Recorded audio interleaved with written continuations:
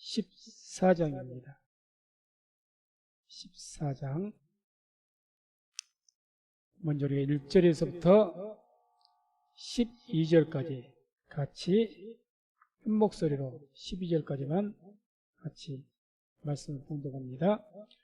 당시에 시날왕 아므라벨과 엘라살왕 아리옥과 엘람왕 그돌라오멜과 고임왕 디달이 소돔왕 베라와 고모라왕 비르사와 아드마왕 시납과 스보임왕 세메벨과 벨라 곧 소알왕과 싸우니라. 이들이 다 시팀 골짜기 곧 지금 여매에 모였더라. 이들이 12년 동안 그돌라오멜을 섬기다가 제13년에 배반한지라. 제14년에 그돌라오멜과 그와 동맹한 왕들이 나와서 아스롯 가르나임에서 르바 족속을, 함에서 수수 족속을, 사회 기다려임에서 엠 족속을 치고 호리 족속을 그 산 세일에서 쳐서 광야 근방 엘바란까지 이르렀으며, 그들이 돌이켜 엠미스밭 곧 가데스에 이르러 아말렉 족속의 온 땅과 하사손 다말에 사는 아모리 족속을 친지라. 소돔 왕과 고모라 왕과 아드마 왕과 스보임 왕과 벨라 곧 소알 왕이 나와서 시딤 골짜기에서 그들과 접전하였으니, 곧 그 5 왕이 엘람 왕 그돌라오멜과 고임 왕 디달과 시날 왕 아므라벨과 엘라살 왕 아리옥 4 왕과 교전하였더라. 시딤 골짜기에는 역청 구덩이가 많은지라. 소돔 왕과 고모라 왕이 달아날 때에 군사가 거기 빠지고 그 나머지는 산으로 도망하며 4 왕이 소돔과 고모라의 모든 재물과 양식을 빼앗아가고 소돔에 거하는 아브라함의 조카 롯도 사로잡고 그 재물까지 노력하여 갔더라. 아멘. 이 창세기 14장의 전체의 내용은 이제 가나안 땅에서 이 전쟁이 남과 북의 지역에 있는 서로 남과 북의 어떤 연합군들의 전쟁에 나오고 있습니다. 그래서 오늘 12절까지 우리가 읽었던 그 내용은 다른 것이 아니고 이 남쪽에 있던 그 남쪽이라는 것은 소돔을 중심으로 해서 사해 그 지경을 말하죠. 그 주변에 있던 이 한 5 왕 정도가 원래는 그 저쪽 북쪽에 있는 갈릴리 호수 저 위쪽에 있는 그 북쪽에 있던 그 왕 그돌라오멜이라는 가장 그 지도자급 되는 그 왕을 중심으로 해서 그 북쪽에 있었던 나라들을 약 12년간 섬겼다고 합니다. 그러니까 뭐 조공을 바쳤든지 그렇게 했겠죠. 그러다가 12년이 지난 후에 13년째에 이 남쪽에 있던 5 왕들이 그돌라오멜을 배반한 겁니다. 조공을 바치지 않고 배반한 거죠. 그러니까 이 그돌라오멜이 그 북쪽에 있었던 나라들의 대표적인 그 그돌라오멜 그 한 왕이 이제는 그 연합군 다른 4 왕들을 이끌고 남쪽으로까지 내려와 가지고 반역을 했으니까 남부에 있는 가나안 거기에가 이제 5개 정도의 왕들이 연합을 했는데 그 나라들을 다 쳐서 징벌을 했다. 그 내용입니다.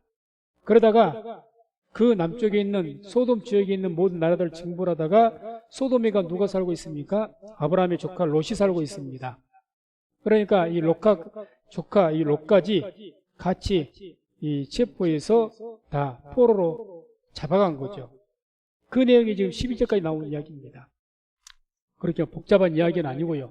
그래서 그런 가운데 이제 이 아마 잡혀가는 중에 이 롯을 알고 아브라함을 아는 어떤 사람이 탈출을 해서 아마 아브라함에게 와가지고 당신 조카 롯이 잡혀갔습니다 하고 이제 이야기를 하죠. 그래서 13절에서 16절까지 보게 되면 이제 그 내용이 납니다. 또 같이 한번 읽겠습니다.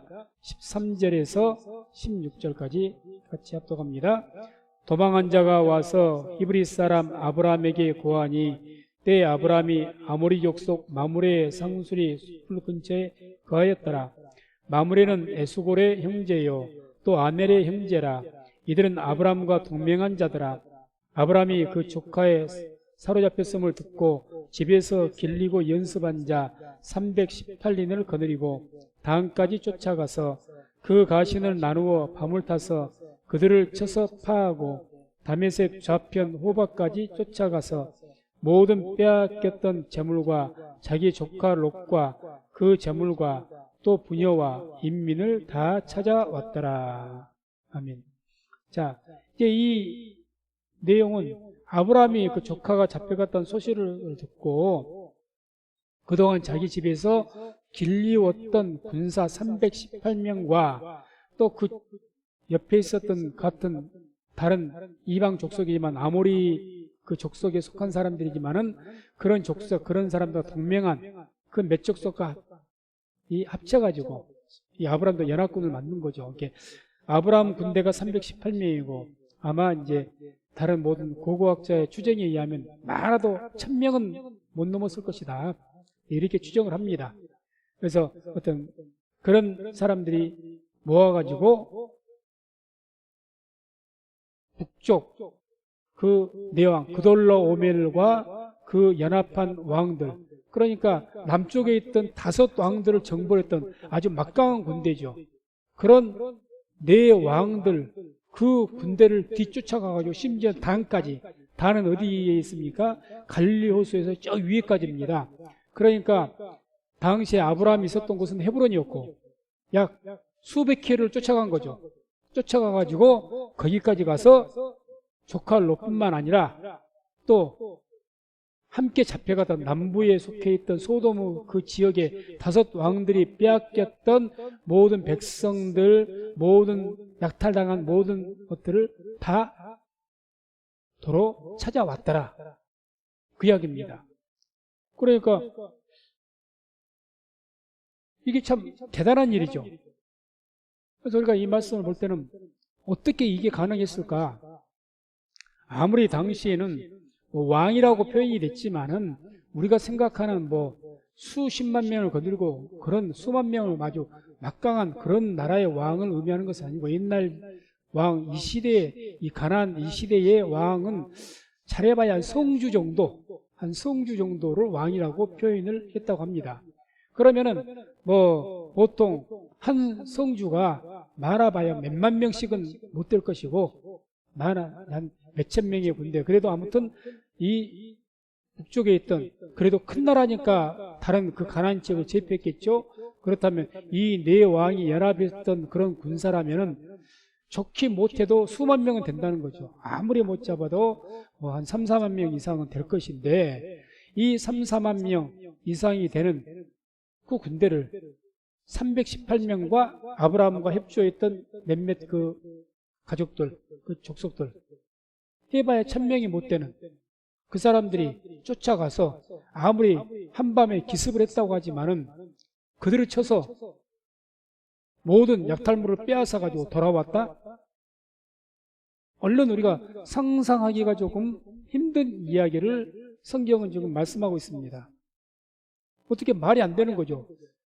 100번 양보를 해서 야밤에 작전을 잘 세워가지고 뭐 가신들을 나누어서 뭐 318명, 1000명이 못 되는 그 나누어서 300명씩을 해서 뭐 서너 조 나눠서 뭐 기습을 했다 할지라도, 별스럽게 기습을 했다 할지라도 일단은 군사 수위에서 압도적인 차이가 나고 서로 기습을 당해서 처음에는 놀래서 뺏겼다 하지만은 그 뒤에 이 그돌라오멜과 이 4 왕이 그들을 추격하지 않았다는 것이 더 이상합니다. 놀래서 빼앗겼으면은 그 다음에 다시 정신 차리고 다시 군사 소집해서 얼마든지 추격할 수가 있습니다. 자기들보다 막강한 군대가 와서 자기들이 제압했다면 뭐 쫓아갈 엄두가 안 나는 거죠. 그런데 이제 한밤중에 기습을 했으니까, 갑자기 당했으니까 당했기는 했겠지만은 아니 날이 새어서 보면은 그들의 어떤 정도의 군사력이었고 그걸 알 것 아닙니까? 그런데 쫓아오지 않았다는 거죠. 쫓아오지 않았다. 그러니까 어떻게 해서 이론적으로는 이해가 안 되는 이야기입니다. 1000명도 못 되는, 아무리 많다고 해도, 아무리 318명이 길리온 훈련된 그런 군사라 했을지라도, 아니 명색이 왕이라고 표현된, 그래서 당시에 가나안 땅을 지배하고 있던 그돌라오멜 왕과 그 북쪽에 있던, 북부에 있던 큰 성읍들의 왕들, 그 왕들이 길리웠던 군사들만 하겠습니까? 정규 군대만 하겠냐고요. 그래서 아마 그런 군대하고는 여러 가지를 통해서도 비교해도 열세할 수밖에 없을 건데 가서 이겼다는 것도 대단한 사건이지만 그렇게 해서 뺏어왔는데 그 먼 길을 뺏어서 수백 킬로를 다시 이제 자기 협으로 돌아오고 있는데 그런 중에 추격도 안 했다? 이게 좀 얼른 상식적으로 생각해서는 이해가 안 되는 거죠. 그러나 우리가 이 말씀을 조금 이 성경 안에서 이해하려면은 우리가 창세기 35장을 보게 되면 야곱이 자기 삼촌집에서 이제 돌아와서 있다가 자기 가족들하고 자식들하고 세겜이라는 곳에 머물고 있는데 거기서 딸 디나가 세겜의 성읍에 구경을 갔다가 추행을 당하죠. 그때 그것에 분해서 야곱의 아들들 레위와 시므온이 분개한 마음으로 가짜로 언약을 세겜 사람들 약속을 취하고 그 사람들이 할례를 받고 고통받는 중에 성읍에 쳐들어가서 남자들을 학살을 했습니다. 그러니까 야곱이 그 이야기를 듣고 놀래가지고 이제는 너희가 이 지역의 모든 가나안 주민들에게 우리가 아주 원수 같은 행동을 했으니 우리가 이제 여기 못 살 것이라고 이렇게 이야기를 하죠. 그래서 그 마물에 거기도 상수리 숲을 나무가 있었는데 그 나무 아래다 상수리 나무 아래다가 전부 세겜에서 뭐 우상의 잔재들을 전부 파묻어 버리고 이제 그 세겜을 떠나서 베델로 하나님께 처음에 세웠던 곳으로 떠나려고 합니다. 그때 이 35장 5절을 보면 이런 말씀이 기록되어 있습니다. 그들이 발행하였으나 하나님이 그 사면 고울들로 크게 두려워하게 하신 고로 야곱의 아들들을 추격하는 자가 없었더라. 아멘. 이 말씀이 중요하죠. 하나님이 그 사면 고울들로 크게 두려워하게 하신 거로. 세겜 성읍은 그 지역에서 굉장히 큰 성읍입니다. 그런데 야곱은 한 일가족일 뿐이에요. 종들이 좀 있다고 해봐야 몇백 명이 되겠습니까? 그런데 자기들을 속여서 그 무서운 학살을 저질렀습니다. 그러면 이것은 뭐 세겜 성읍뿐만 아니라 그 지역에 있던 가나안 사람들이 다 들고 일어나죠. 이건 불로 들어온 돌이 어떻게 하는 격이니까. 그러니까 야곱도 처음에 두려워했던 것이고 이제는 큰일 났다고 했던 것이고. 그런데 말씀이 어떻게 합니까? 이제 발행했다. 이제 베델로 가려고 하지만 거기서 베델 해봐야 또 얼마 그리 멀지 않는 곳입니다. 그런데 아예 아무도 세겜 성읍 군사는 물론 이르니와 그 지역에 있던 가나안 사람 그 누구도 추격을 안 했다. 왜 그랬느냐? 그것은 하나님께서 그 사면 고울들로 크게 두렵게 했다. 바로 여기에서 우리가 답을 찾을 수가 있을 것 같습니다. 아브라함이 318명을 이끌고 몇몇 다른 이방인들 협조자를 이끌고 수만 명의 그 군대를 기습해서 거기서 몇 명을 뭐 전사시켰다 그런 말씀은 안 나오지만 아무튼 승리를 해서 야밤 기습해서 승리해가지고 그 다 남쪽에서 전쟁에서 포로로 잡아가고 제물로 약탈해 갔다 다 찾아왔다는 이야기입니다. 그런데 그 수많은 군사들이 그 막강한 당시에 가나안 남쪽을 정복을 하고 가나안 지경을 다 정복하고 살았던 이 북쪽의 그돌라오메를 중심으로 한 그 왕들이 아예 이 아브라함이라는 이 아브라함은 왕도 아니고 성주도 아니에요. 그런데 이 군대에 패배하고 아무 추격도 안 했다. 패배한 것도 우습지만 그럼 바로 아까 이 야곱 일행에게 하나님께서 그 사면 고울들로 두렵게 해서 추격하지 못하게 하셨던 것처럼 하나님께서 야곱과 그 모든 군대를 하나님께서 보호하셨고 또 이와 같은 방법으로 하나님께서 지키셨기 때문에 가능한 줄로 믿습니다. 그래서 아무튼 이 아브라함이 하나님의 이러한 도우심을 받아서 승리하고 또 승리한 것뿐만 아니라 빼앗겼던 모든 것 롯만 구출한 것이 아니에요. 성경 보면 거기서 가나안 남부 쪽에 있던 소돔 그 지역에서 5 왕들이 빼앗겼던 포로들 인민들과 모든 재물들 모든 증들 다 찾아온 겁니다. 다 찾아온 거예요. 하나님의 역사가 있었기 때문에 가능한 줄로 믿습니다. 그래서 이제 이 아브라함이 이제 아주 기세등등하게 승리를 하고 이제는 다시금 헤브론으로 돌아오고 있습니다. 돌아오고 있어요. 자, 거기서 이제 17절, 18절 한번 보게 됩니다. 17절, 18절 같이 읽습니다. 아브라함이 그돌라오멜과 그와 함께한 왕들을 파하고 돌아올 때에 소돔 왕이 사회 골짜기 곧 왕국에 나와 그를 영접하였고 살렘 왕 멜기세덱이 떡과 포도주를 가지고 나왔으니 그는 지극히 높으신 하나님의 제사장이었더라. 아멘. 자, 아브라함이 그렇게 놀라운 승리, 누구도 이것을 예상을 못하죠. 어떻게 보면 상상을 못할 일이죠.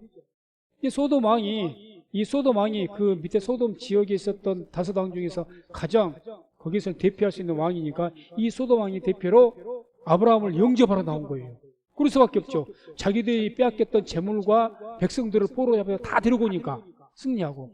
이건 너무너무 놀라운 사건이죠. 그러니 이제 영접을 하고 있는데 어디까지 갔다고 나왔느냐? 사회골짜기.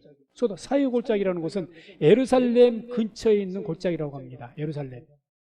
그러니까 이 소돔하고 예루살렘 상당히 소돔 지역에서 있었던 소돔 그 왕이 예루살렘 지역까지 아브라함을 마중 나온 거예요. 수십 킬로를 나와가지고 영접을 나온 겁니다. 이런 일이 있을 수가 없죠. 한 왕이 명색이 왕이라고 하는 칭호, 한 성주, 당시에는 성주인데 큰 성주인데 일개 가문이에요. 아브라함은 가족입니다. 일개 가족. 그런 어떤 부자로 사는, 쉽게 말하면 종자도 종들도 좀 많고 개인 군대도 거느릴 수 있을 만한 그런 거지만 뭐 왕에 비하면 아무것도 아니죠. 그런데 이 아브라함을 영접하러 나온 거죠.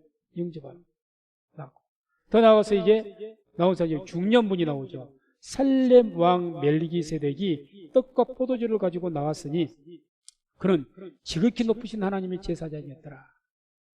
살렘은 옛날 예루살렘의 고대 명칭이 살렘입니다.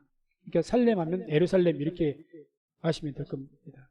그래서 살렘 왕, 당시 예루살렘 왕이 멜기세덱이었던 것 같습니다. 성주죠, 성주였는데 이분이 떡과 포도주를 가지고, 사실 이 살렘 위쪽 지역은 전쟁이 안 일어났거든요.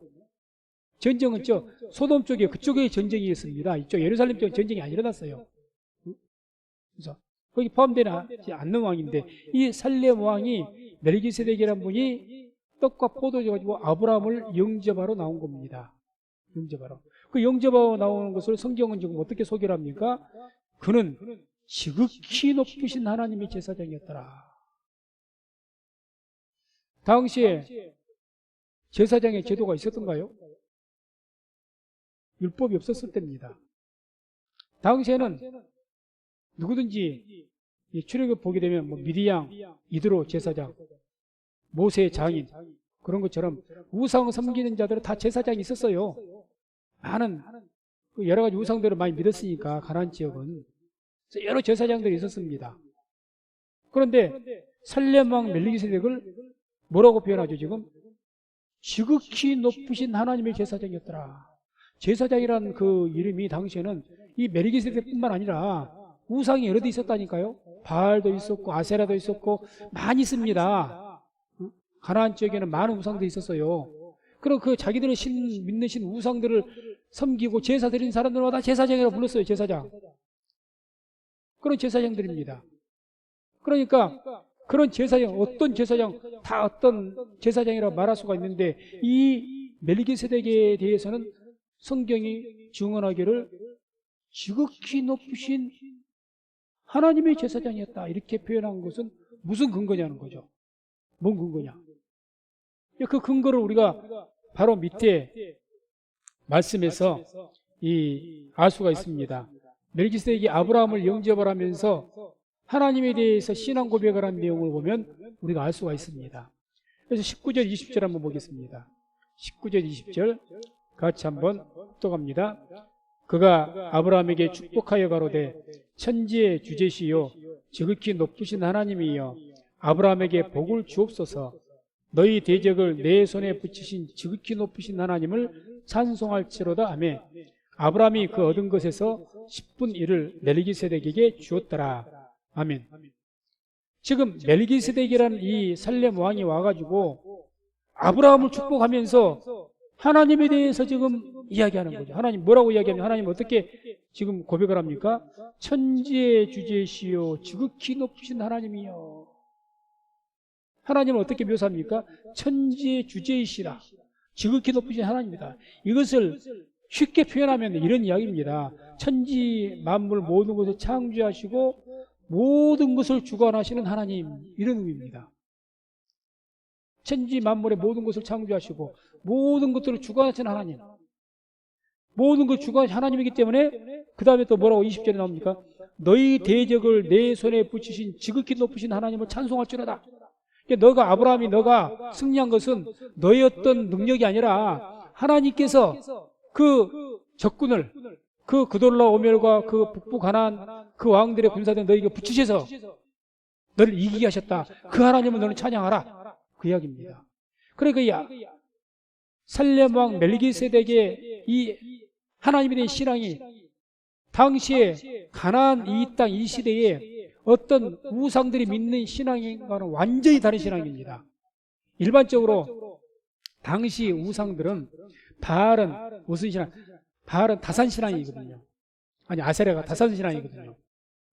그리고 바알은 풍요의 신앙이고, 그래서 어떤 뭐 특별했던 것을 통해서 특별한 것을 위해서 뭐 자기들의 농사 짓는 것이 풍년을 얻기 위해서 그런 어떤 신을 만들어서 우상으로 섬겼고, 또 어떤 경우는 어떤 가뭄이 오게 되면 가뭄 뭐 기후로 다스리는 신 해서 그런 신 이름에 해서 굉장히 신들이 많습니다. 바람을 다스리는 신, 바다를 다스리는 신, 이런 신들만 있었지 천지를 창조하시고 모든 것들을 주관하시는 이런 신의 개념은 당시 아예 없었다는 거죠. 우상의 개념이.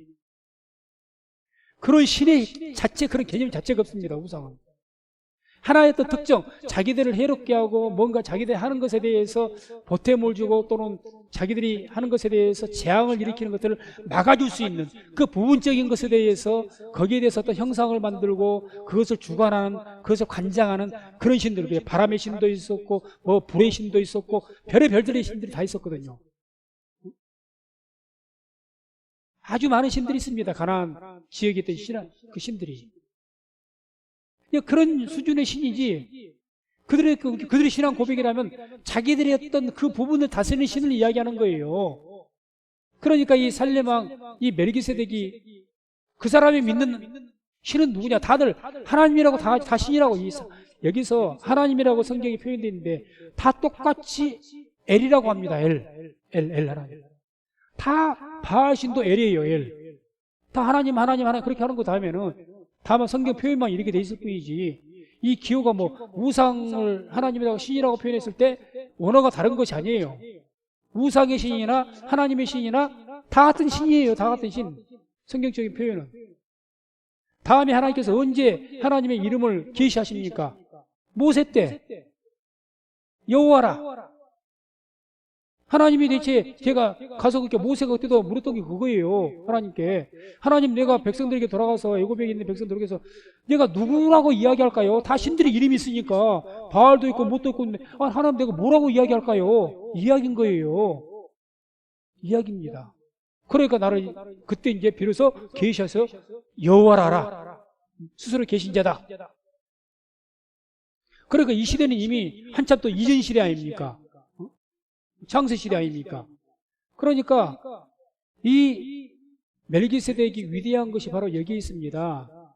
이 멜기세덱이 아마 그 예루살렘 성 안에서 이 성지였고 왕이었던 것 같은데, 그래서 하나님을 섬기는데 일반 우상을 섬긴 것이 아니라 정확하게 모든 것을 창조하셨던, 그리고 모든 우주 만물을 주관하신, 그렇게 운행하신 그런 창조주 하나님을 고백했다는 이야기입니다. 그러니까 성경이 표현하기를 뭐라? 이는 지극히 높으신 하나님의 제사장이다. 정확하게 하나님 섬긴 거죠. 정확하게. 그래서 우리가 이 우리가 신앙 고백이 대단히 중요합니다. 교회도 뭐 위에 교회가 세워집니까? 마태복음 16장에 나온 것처럼 주는 그릇이요 살아계신 하나님의 아들이로소이다. 이게 이제 우리가 항상 하는 사도신경의 신앙 고백이죠. 이런 분명한 신앙 고백 위에 하나님을 예배해야지, 그런 신앙 고백이 잘못되어 있으면요, 우상이 믿는 사람들이 자기들끼리 예배를 드리는 것이나 제사 드리는 것이나 우리가 하는 것이나 차이가 없는 겁니다. 차이가 없는 거죠. 어쨌든 이 살렘은 왕 멜기세덱은 분명하게 창조주의 하나님, 모든 것을 주관하시는 하나님을 알고 제사를 드렸던 하나님의 지극히 높으신 제사장이었다는 거죠. 제사장. 그래서 그렇게 표현한 겁니다, 성경이. 그래서 이 멜기세덱에 대해서는 이 창세기만 나온 게 아니라 히브리서에 계속 인용이 돼서 아주 중요하게 다룹니다. 이 멜기세덱이라는 분은. 히브리서 7장 한번 찾아보시기 바랍니다. 7장 1절에서 3절 한번 보겠습니다. 7장 1절 띄었으니까 같이 한번 말씀을 읽겠습니다. 이 멜기세덱은 살렘 왕이요 지극히 높으신 하나님의 제사장이라. 여러 임금을 쳐서 죽이고 돌아오는 아브라함을 만나 복을 빈 자라. 아브라함이 일체 10분의 1을 그에게 나눠주니라. 그 이름을 번역한 즉 첫째 의의 왕이요 또 살렘 왕이니 곧 평강의 왕이요 아비도 없고 어미도 없고 족보도 없고 시약한 날도 없고 생명의 끝도 없어 하나님 아들과 방불하여 항상 제사장으로 있느니라. 아멘. 이 멜기세덱을 어떻게까지 지금 묘사하느냐?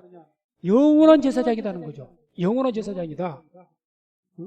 그래서 이 살렘왕 멜기세덱이 분명하게 이야기하지 않습니까? 그래서 마지막 절에 3절 보면 아비도 없고 어미도 없고 족보도 없고 시약한 날도 없고 생명의 끝도 없다.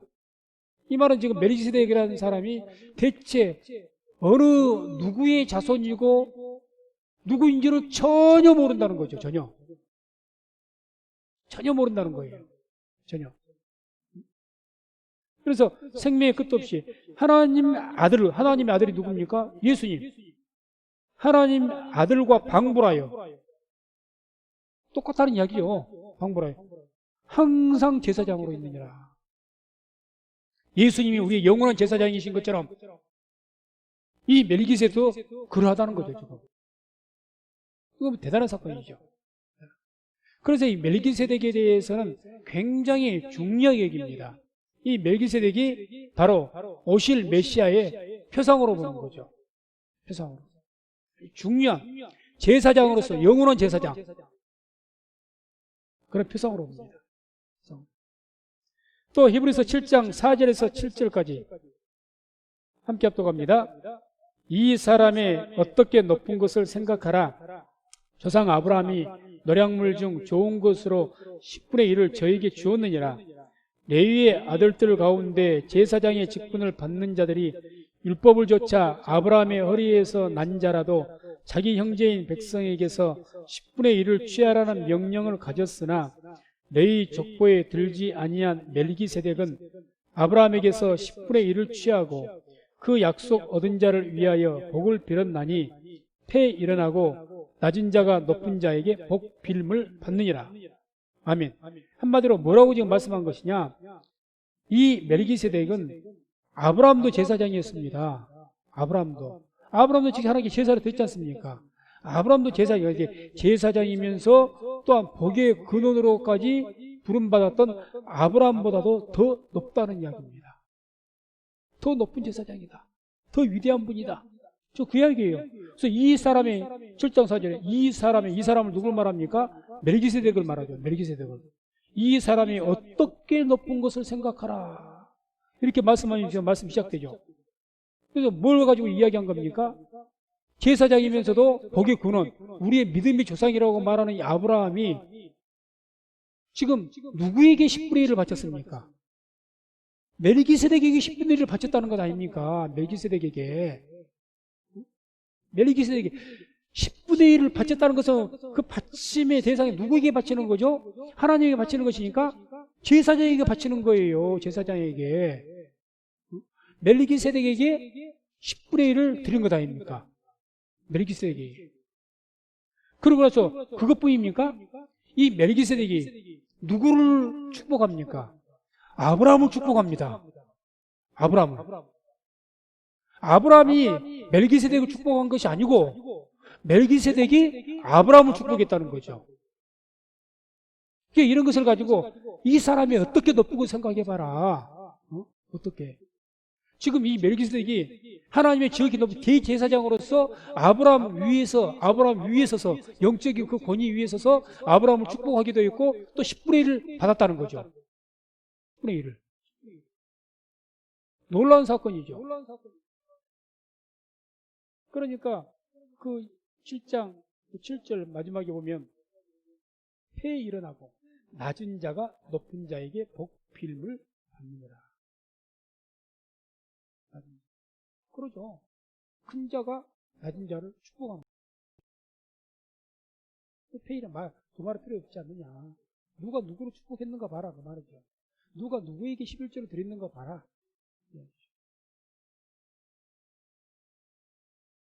그래서 이 멜기세덱이 바로 뭘 지금 묘사하기 위해서 이런 말씀들을 계속 히브리서에서는 이야기하느냐, 7장에서 이야기하느냐.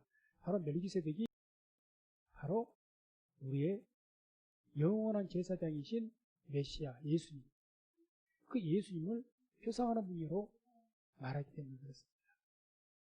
말하기 때문에. 그 다음에 이제 히브리서 7장 14절에서 17절까지 똑같이 한번 보죠. 7장 14절 17절 같이 읽습니다. 우리 주께서 유다로조차 나신 것이 분명하도다. 이 지파에는 모세가 제사장들에 관하여 말한 것이 하나도 없고 멜기세덱과 같은 별다른 한 제사장이 일어난 것을 보니 더욱 분명하도다. 그는 육체에 상관된 계명의 법을 쫓지 아니하고 오직 무궁한 생명의 능력을 쫓아된 것이니 증거하기를 내가 영원히 멜기세덱에 받는 제사장이라 하였도다. 아멘. 지금 뭘 이야기한 겁니까? 한마디로 바로 이 멜기세덱이 영원한 대제사장이신 예수님의 모형이다는 이야기입니다. 모형. 그림자다. 표상이다. 그 이야기를 하는 거죠. 지금 이런 멜기세덱이란 이 제사장이 구약시대에 이런 제사장이 왜 일어났냐, 왜 필요하냐. 그 이유에 대해서 지금 이야기하거든요. 굳이 멜기세덱이라는 뭐 그런 제사장이 구약시대에 이렇게 나타나고 이렇게 강조할 이유가 뭐 있겠느냐. 그 이유에 대해서 지금 뭐라고 이야기합니까? 우리 주께서 유다로 쫓아나신 것이 보면 예수님께서 영원한 제사장이라고 하시지만 우리가 율법상으로 볼 때 제사장은 어느 지파에서 나와야 됩니까? 레위 지파죠. 그러나 예수님은 레위 지파 아니십니다. 유다 지파셔요. 유다 지파. 유다 지파입니다. 유다 지파에서는 율법적으로 제사장이 될 수가 없어요. 또 제사장은 레위 지파 중에서도 바로 레위 가문에서 나타나야 됩니다. 다른 족속에서는 절대 제사장을 못 세워요. 못 세웁니다. 그런데 예수님 우리는 영원한 제사장이라 이렇게 표현하지 않습니까? 그래서 예수님께서 율법적으로 말한다면 예수님은 제사장이 될 수가 없다니까요. 율법을 어기는 것이 되는 겁니다. 바로 그 부분을 말하기 위해서 그렇게 예수님은 유다지파로 졌지만은 이 유다지파였던 예수님께서 영원한 제사장이 될 수 있었던 것은 이와 같이 멜기세덱과 같이 멜기세덱이 어떻다고 하는 겁니까? 어디에 출생이 있는지 누구지 전혀 근거가 없는 사람 아닙니까? 이 사람 아까 그 말 아비도 없고 어미도 없고 족보도 없고 시작한 날도 없고 이게 멜기세덱이라고 했잖아요. 예수님이 어떻습니까? 예수님이 이 땅에 아무 족보 없습니다. 아무 족보가 없어요. 예수님 뭐 레위지파에 속한 것도 아니고 사실은 그러지 않아요. 성령으로 잉태되신 분이기 때문에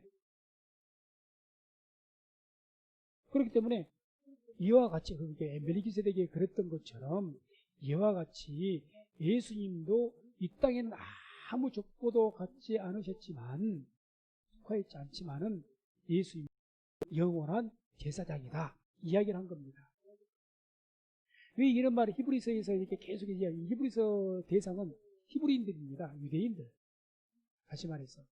유대인들이 가장 예수님을 메시아로 받아들이는데 걸리는 게 뭐냐. 예수님이 제사장이다? 이거 말도 안 되는 소리예요. 아니, 내가 저 사람을 하는데 유다 지파이냐? 갈릴리 지역에 아버지가 요셉 아니냐?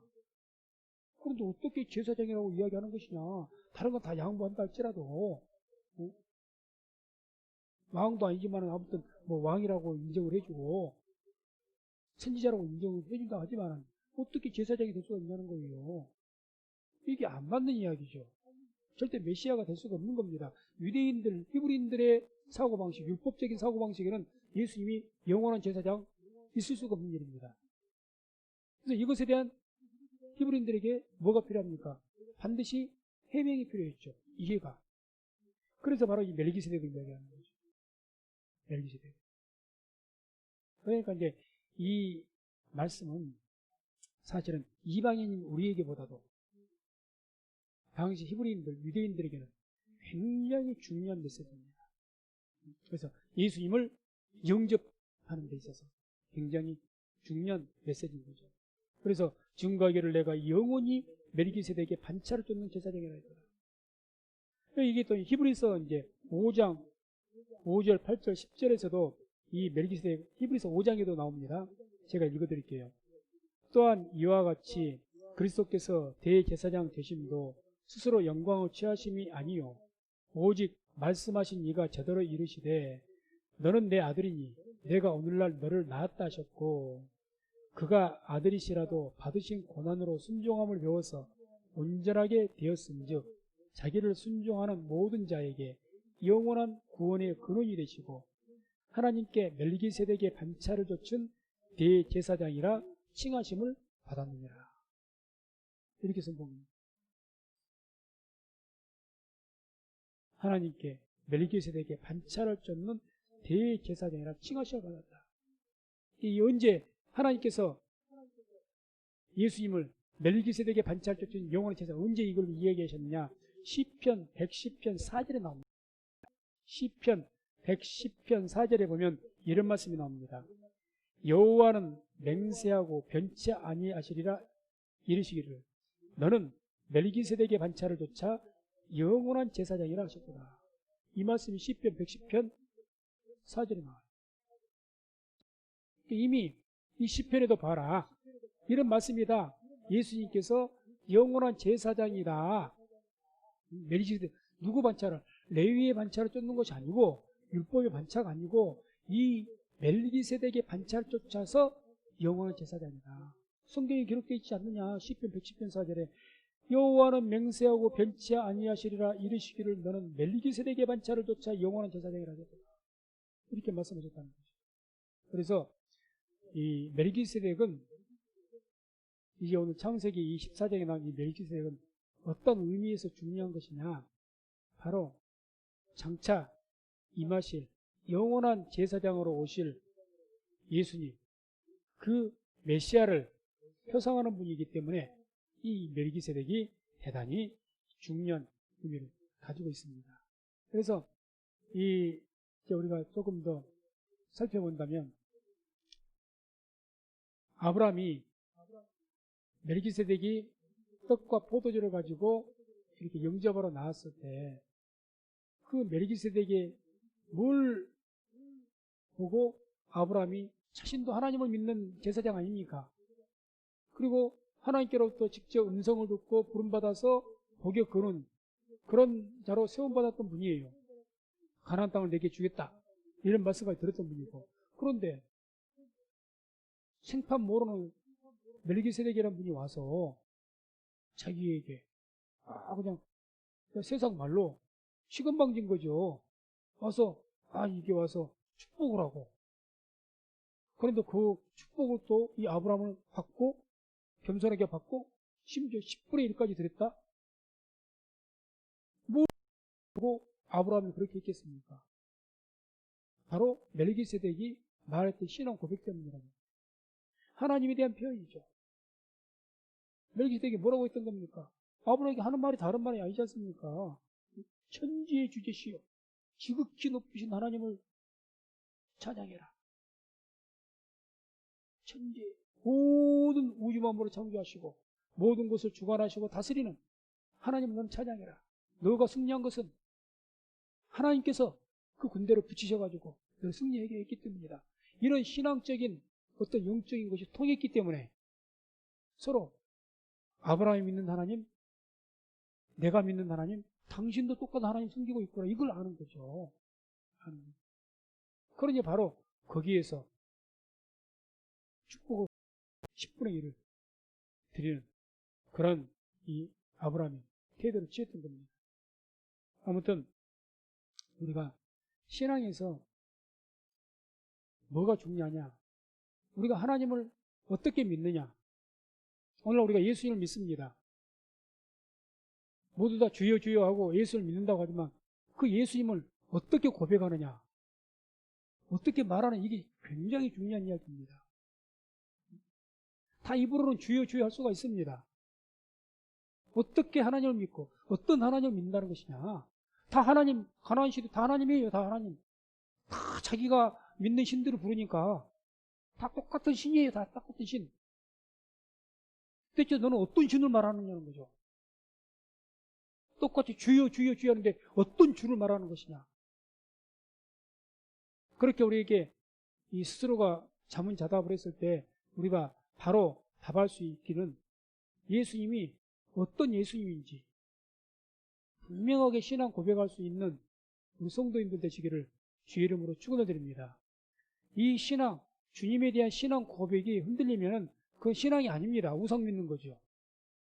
교회 열심히 나온다고 다 기독교인이 아니고 성도가 아니고 무조건 와서 막 열심히 부르짖고 기도한다고 다 예수를 믿는 자라고 말할 수가 없는 겁니다.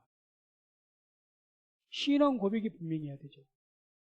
그래서 우리가 하나님 말씀을 우리가 들음을 통해서 하나님이 어떤 분이신지 예수님이 어떤 분인지 분명한 것을 깨닫고 분명한 신앙 고백을 할 수 있는 우리 모든 성도님 되시기를 주의 이름으로 축원을 드립니다.